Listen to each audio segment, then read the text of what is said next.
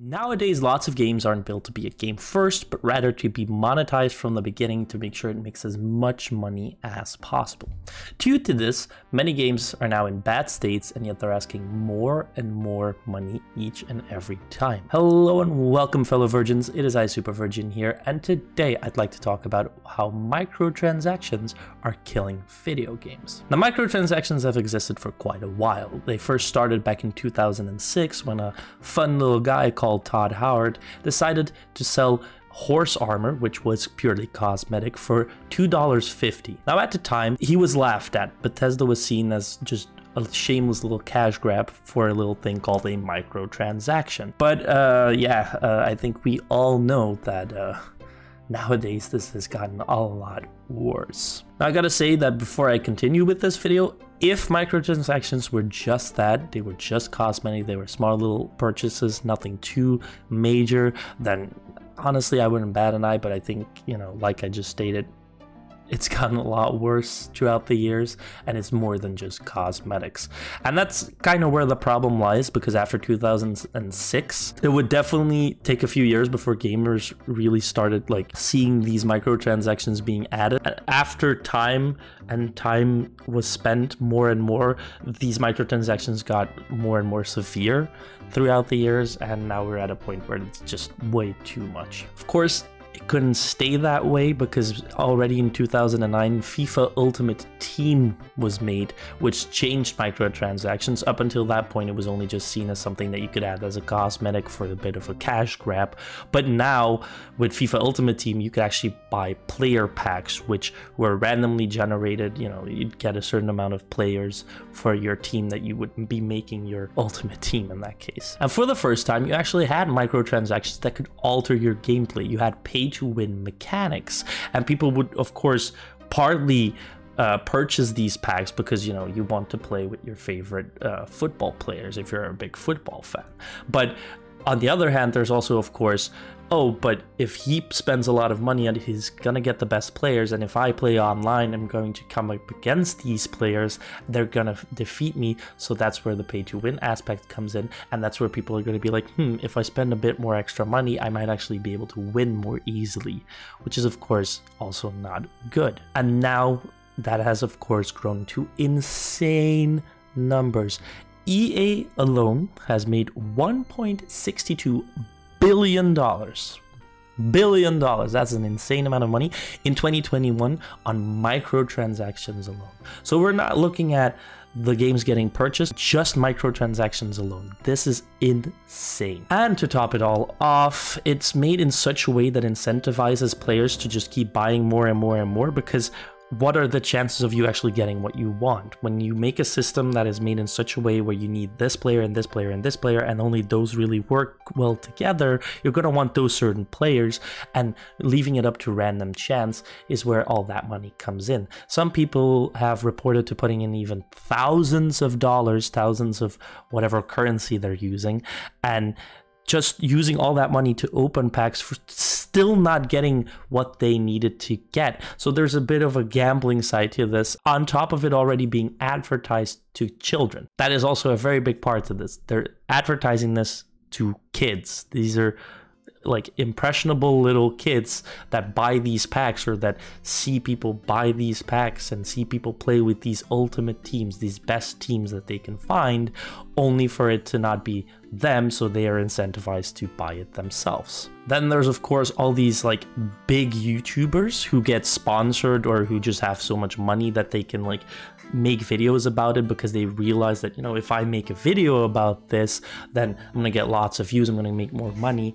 And they're also a big fucking problem in all of this, because when you look at it, these people, they're gonna go and say, oh, don't do it, it's gambling and whatnot, it's not best to do this, it's just I'm doing this because of a sponsor and this and that. Despite that, they're still making hundreds of videos where they open packs, because they know it gets a lot of money. They know young impressionable kids are gonna be looking at them like, oh my god, I want those packs as well, I want those players as well, and they're gonna be spending so much money but getting more out of it. And then these kids, anyone that watches them, is of course gonna want to buy packs themselves. Now, EA is known to be the absolute fucking worst, and they just keep getting worse and worse and worse. They keep bringing in record profits each year though. So what does that say about us, the consumer? Well, despite the fact that they give us nothing more, because let's be honest here, FIFA releases a new game every year. It's been proven multiple times that it's literally a reskin of the previous year. They've been doing this since 2009. Hello, 15 fucking years of this bullshit, year after year after year, where they incentivize you to buy $60 game, then put in microtransactions that are pretty much worthless by the end of the year, because by next year you're already playing, what is it, FIFA 2025, because we're in 2024, because none of it makes any fucking sense, but they keep doing it. Why do they do it? Because they own FIFA, they own that. Now of course I know this has changed in recent news, but for the longest time, for these 15 years, they have been the lead of this FIFA trademark. And so it's insane to know that they've made so many billions of dollars on that alone. Now, to anyone who's actually actively been buying these packs and doing this year after year after year and spending hundreds if not thousands of dollars or whatever currency you're using, I just have one thing to say, and that is fuck you. You're the reason why this is all getting more and more fucked up, and you're the reason why something like $2.50 cosmetic for horse armor is insane in today's market, because in today's market, selling something for $5 is seen as super cheap, let alone half of that price. But I've rambled enough about EA. We know it's a shit company, and we know that it should honestly be burned to the ground with its insane amount of greed that's been having throughout the years. I'm talking with Star Wars Battlefront 2, for instance. That was a big story back in the day. But they're not the only ones. My God. As I've stated, nowadays, games aren't made to be games at first. They're made to be live service games. Like, the live service is put in first before they actually try to make a fun little game. And it's seen so obviously in certain games. Let's take a look at the latest example, which is Suicide Squad. That game, honestly, from the very beginning I saw any gameplay of it, it looked really bad. It looked a lot better when it was on release. I was actually kind of ready to buy it, but then I saw that there was a battle pass and like a bunch of cosmetics you had to buy, and you barely had any customization when it came to like just the base game that you bought. And this is $60. We're not even looking at any premium editions or whatnot. It is insane that this would happen for a single player game. So for anyone who's watching this who doesn't realize this, if you have a single player game and you think it needs a battle pass, what the fuck? Why the fuck would you do that? There is no reason to put a battle pass into a game like this. There's no reason to put loot boxes in there. I can see cosmetics to a certain extent, but this is a very, very, very tiny margin I have for this. I'm thinking DLC where you have like an extra few missions or something, and by completing that you get a certain outfit or something like that, where there's actual added content, or sometimes it's very, very small prices to help the developers. But these are AAA companies, let's be honest here. Suicide Squad was made by Rocksteady, a giant fucking company. These people, while talented and while they did put their heart and soul into this game, it does show. Suicide Squad does seem to be a game that was made and turned inside out into a live service game when it actually could have been very, very good. These are not small companies. They can't ask you for $2 or $3 and be like, oh please sir, we have no money. They have way too much fucking money. That's the whole fucking problem about it. Let's go back to EA a bit and to the system I was talking about. Something that I really would like to talk about is how this is also kind of part of capitalism, which I'm not trying to get too political here, but it's just something that I wanted to say. Capitalism breeds innovation, and that happens when you have a bunch of different companies, and one company and the other are selling the same thing. So let's talk about games. You have two companies that are selling games, but one is making an RTS while the next is making an action RPG. And so the thing is, because they're making different things and because they're unique and because they need to innovate, they have their sales. But then you have a company like EA or like Ubisoft or like Blizzard Entertainment. Oh my fucking god, don't even get me started on Diablo 4.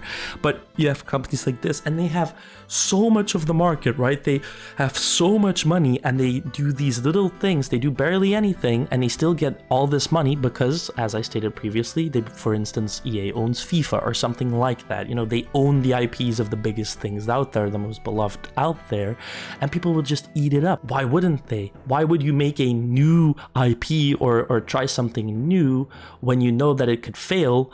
While if you just make a bunch of bad little cosmetics that are pretty much barely any effort, and they're reskins of what you already have, and you make more money possibly than what you already did if you made something innovative. So while capitalism breeds innovation, if something gets too big, a company gets too big, and this is outside of the gaming world, it breeds greed and it breeds laziness, and that is something very, very bad, and we shouldn't be supporting this. The same goes for something, if I'm going to outside of the gaming sector, if we go to something like Disney buying Marvel, let's be honest here, objectively Marvel has gotten worse since Disney has bought it. I'm not saying, oh, I don't like this show or I don't like that show. I don't want to get too deep into that. I'm just saying everyone knows that old school Marvel was way better than it is. Nobody's ever stated that Marvel has gotten better throughout the years. After Endgame, everything went downhill. And that's what I'm trying to say. They're bought by this one big company that owns everything, and why would they care to make something special when they can just make dumb little garbage that makes them more money than anything else? Now, going back to this whole system of making a live service game rather than making a game, let's go to a game like Helldivers 2, which does do it correctly. What they did was they made a game, and they said, okay, we'll make it a fun game. And then they added more than just cosmetics behind a battle pass. And you have a free battle pass and you have a premium battle pass. I mean, recently they even added another premium battle pass. But what is the thing between this and, for instance, Diablo 4 that has a battle pass, or Suicide Squad that has a battle pass? In Helldivers, you get rewarded for playing the game. There is a premium currency, which you can actually get quite a bit of by just playing the game. And if you play the game enough without spending a single cent more, you can unlock everything you have now. But there's another aspect to Helldivers 2 that makes it a lot better than what other games do. See, in a lot of games nowadays, you get seasons. You get season 1, season 2, season of the whatever the fuck, I do not care, but you get seasons, and because of these seasons, they're exclusive between a certain time period. And if you do not get the items in that time period, you will never see those items again. And that creates another sense of needing these items, because what if you will never see an item as good or as pretty or as fun and cool or whatever than you found before? In Helldivers 2, I can have the battle pass that is out right now and unlock everything of it in a year's time.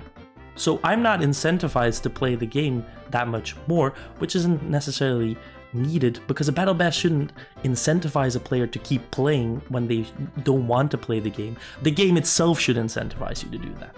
And that's where we see the difference, because Helldivers 2, people wanted to play the game. The game was fun, the game is fun, the game is fucking amazing, I love it. It has its issues, of course it has its issues, every game has so, but yet it's raking in record player numbers. Let's take a look at another game, Last Epoch, a game that I have been freaking the last couple of weeks because it is so fucking fun. I have never played an ARPG that I found very fun. I am now in like the end game of Last Epoch. I don't know if you can call it the end game. I'm doing the monoliths. Anyhow, for anyone who doesn't know that, that is pretty much pretty far into the game.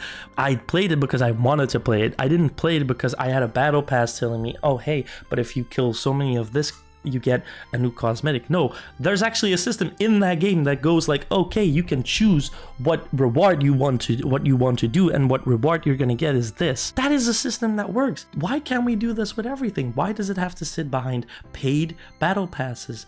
Because these AAA companies, they don't realize what a player wants nowadays. Okay, let's go back a bit, right? To when, like what I was talking about in the beginning, when microtransactions were just cosmetic. Let's say that no gameplay additions in battle passes ever, right? Let's go to that. That should be fine, right? That should be completely okay, right? Well, again, to a certain extent, because at what point do we say, stop, this is too much money? Like I stated before, $2.50 for a cosmetic horse armor is fucking unheard of at this point, because you're gonna spend at least $5 on something. But now we have games like Overwatch 2, which, let's be honest, here is a complete scam. They made a new game just to get their monetization different. People actually want loot boxes back now, because what do they ask for? A simple recolor. This is not something special. This is not something new and innovative, like making the character in like a fish version of itself, or making it all Halloween like they used to do for a couple of bucks. No, this is 20 fucking bucks for a recolor of a skin we already had. And this is also in Diablo, by the way. This isn't just that. This is, of course, going back to Blizzard. The fact that you had loot boxes, which was one of the most hated systems at the time, and it was put into Overwatch, and everyone agreed that this was all right, and they literally had people now begging loot boxes to come back, is insane. How do you not realize how bad your monetization is? And then there are the few people that actually spend so much money that they actually make these companies so much money. You have people who put in a couple of thousands, if not hundreds of thousands, into a game like a Diablo Immortal or an Overwatch or anything else, and they just think, oh, because I can afford it, I should be able to buy all this. No! That's not how this works. Honestly, this sounds weird. My name is Super Virgin, but goddamn, motherfucker, go outside. Touch a bit of fucking grass. You know what? Why don't you just go on Steam and buy the whole fucking Steam library? Because you got so much fucking money either way. You can maybe actually get something useful out of your money. Maybe then you realize how money actually works, because you don't. You don't. If you spend so much fucking money on games, it is insane. And don't get me wrong, I have spent hundreds of dollars on certain games. Sometimes way too much for what I'm proud of. I've spent a lot of money on Fortnite, but I've also spent a lot of money on the game like Smite. I have spent money on a lot of different games. Rainbow Six Siege, for instance. Extra money on top of the price I already paid. But you cannot tell me that you spend thousands. Like, that is so much fucking money. If I spend so much money on a single game that I could have bought a better PC with that money, that is fucking crazy. And these people, they know that they spend way too much money. They know, but they're addicted. They're addicted to the dopamine that this all fucking gives. They're addicted to just spending the stuff with their wallet and being better than the rest because they just have money. This is all very deprimating, and I'm talking very down on these people. And I want to just make it clear in that sense. Change your fucking life, change your lifestyle. Sorry for ranting so much on you, but god fucking damn it, change your fucking life, bro. Find help. Try to not gamble your money away like this, which is also a very big part of why I think microtransactions should change or be gone altogether, is just the fact that it incentivizes gambling. Loot boxes are pretty much just gambling. I live in Belgium. Pretty much any game that requires you to buy loot boxes, like for instance you have Rocket League, or back when Overwatch was still out, CSGO, things like that, I cannot buy them. And I think that the government having to put regulations in there is like, it's insane to me, because why would the government have to actually dedicate part of their time on video games? Because they're actually way too much gambling. There's way too much gambling in these video games. It's insane to me that a government has to like tell these companies, hey, what the fuck are you doing? And it's even more insane that barely any other governments have done this. I think the only governments that have are Belgium, Netherlands, and France. And that's, from what I know, the only 3 countries where now microtransactions like loot boxes are just completely blocked. You cannot use them. But no other country wants to regulate this. It baffles me. It fucking baffles me that this should happen. But that's just my opinion on microtransactions. So what do you think? Do you think that we're way too easily convinced to spend our money? Or do you think this is just now part of the gaming sphere and the gaming ecosystem, and we should just accept it for what it is? Because let's be honest here, it's gonna get worse. Let me know your thoughts in the comments. And if you made it this far in the video, I'd say leave a like and subscribe to the channel. It really helps me out a lot as a smaller channel to see you guys' support. So far, I've gotten a lot of support, so I thank you if you've been following me so far. I hope you enjoyed the video. I hope you have a great day, and I hope to see you in the next video. Bye bye.